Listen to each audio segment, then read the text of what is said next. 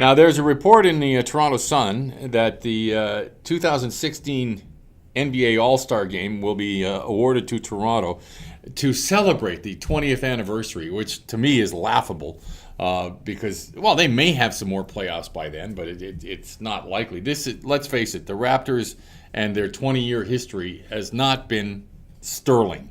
We'll leave it at that. I'm not so sure that this is a good idea. And listen, I get what it does for the city. It brings in a whole bunch of stuff. I hate All-Star games. To me, that's a week I don't care what goes on, and maybe I'm wrong in that because you're obviously pretty excited about it. Well, no, I mean, Ottawa hosted the NHL All-Star Game a couple of years ago, and as you said, I mean, you can get excited for what it does to the economy of the city.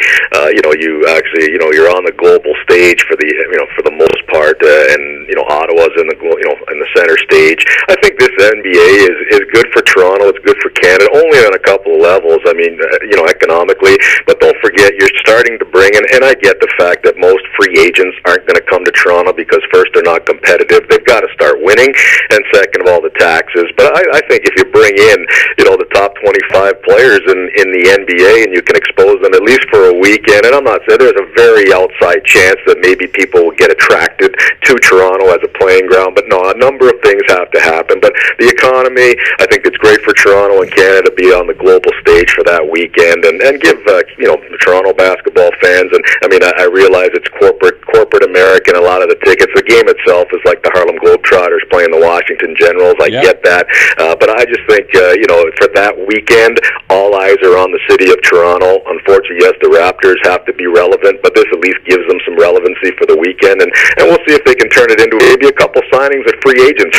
Who knows? Boy, you are an optimist. I am, cup half full guy. Wow, because to me, I hear you. I don't. Why would you come here? They have a history of futility. I like a lot of people. I hope that changes, but I'm not optimistic it'll happen anytime soon. Mind you, by then they'll have some money to spend, so maybe that does work.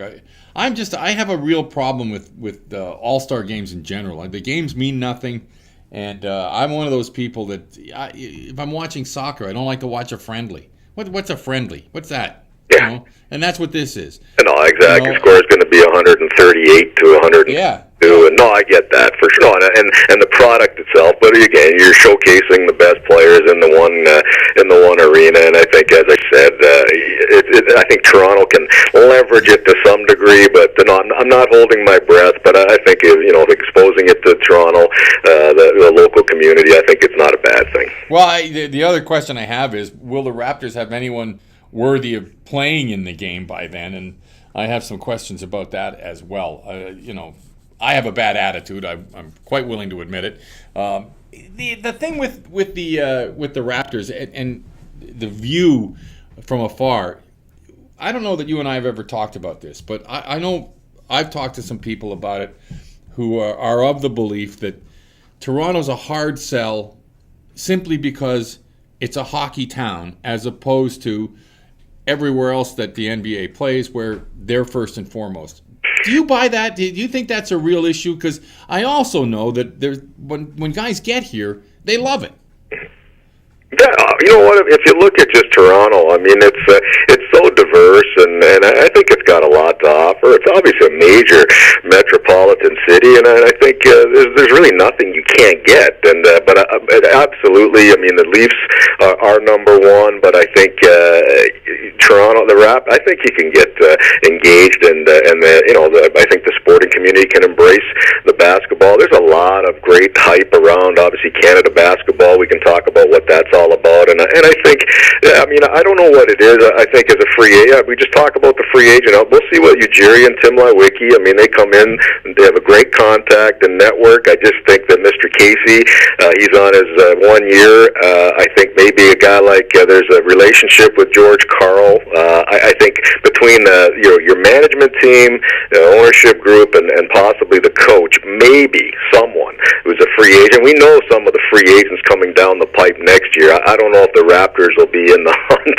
They'll certainly try to get one of them, but I think if you get a coach, and Dwayne Casey, I think he's a good coach, but he just doesn't have that panache you need, and relevant. I think we need to get this relevant, but one way to get relevant is to start winning some basketball games, land a free agent. As much as Gay's great, I mean, he's not that, he's not a blue chip guy, and of course with DeRozan, he's an up-and-comer, but they just don't have anything to rally around other than the right Lewicki, hopefully, and maybe Ujiri can make some calls, but I think the coach is the next thing that may bring a little cachet to this.